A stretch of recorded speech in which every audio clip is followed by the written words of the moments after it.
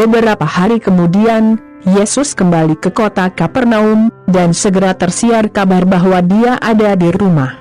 Banyak orang pergi ke sana, dan begitu banyak orang berkumpul, bahkan tidak ada tempat di luar, di dekat pintu. Saat Yesus mengumumkan pesan itu, mereka membawa orang lumpuh. Dia digendong oleh 4 pria, tetapi karena semua orang itu, mereka tidak dapat membawa Dia dekat dengan Yesus. Kemudian mereka membuat lubang di atap rumah, di atas tempat Yesus berada, dan melalui lubang itu orang sakit itu berbaring di tempat tidurnya.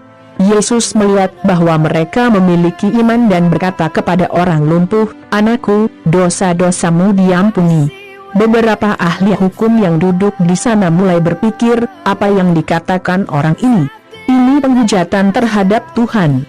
Tidak ada yang bisa mengampuni dosa, hanya Tuhan yang memiliki kekuatan itu. Pada saat yang sama Yesus mengetahui apa yang mereka pikirkan dan berkata, "Mengapa kamu memikirkan hal-hal ini? Apa yang lebih mudah untuk dikatakan kepada orang lumpuh, dosa-dosamu diampuni, atau bangunlah, angkat tempat tidurmu dan berjalanlah? Karena aku akan menunjukkan kepadamu bahwa aku, Anak Manusia, memiliki kuasa di bumi untuk mengampuni dosa." Lalu Dia berkata kepada orang lumpuh, "Saya beritahu Anda, bangun, bangun tempat tidur Anda dan pulang." Pada saat yang sama, pria itu berdiri di depan semua orang, mengambil tempat tidur, dan pergi. Semua orang sangat kagum dan memuji Tuhan, berkata, "Kami belum pernah melihat yang seperti ini." Yesus keluar lagi dan pergi ke Danau Galilea. Banyak orang pergi mencarinya, dan Dia mengajar semua orang.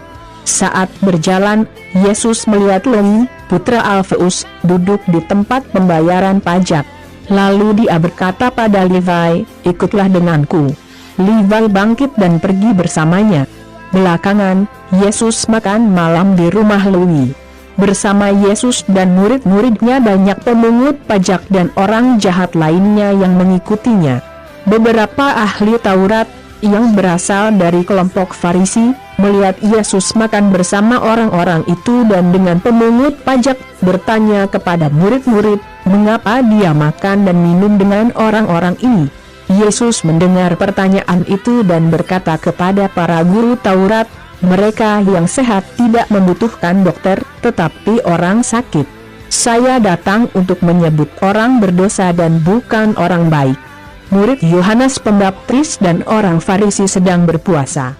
Beberapa orang mendekati Yesus dan berkata kepadanya, "Puasa murid-murid Yohanes dan murid-murid orang Farisi. Mengapa murid Anda tidak berpuasa?" Yesus menjawab, "Menurutmu apakah kamu pada pesta pernikahan saat pengantin laki-laki bersama mereka? Sementara dia hadir, jelas bahwa mereka tidak berpuasa. Tetapi akan tiba waktunya mempelai laki-laki akan diambil dari mereka, jadi mereka akan berpuasa. Tidak ada yang menggunakan sepotong kain baru untuk memperbaiki pakaian lama, karena tambalan baru menyusut dan merobek pakaian lama, membuat lubang lebih besar. Tidak ada yang memasukkan anggur baru ke dalam botol lama. Jika seseorang melakukan ini, kulitnya akan pecah, anggurnya akan hilang, dan kulitnya akan rusak.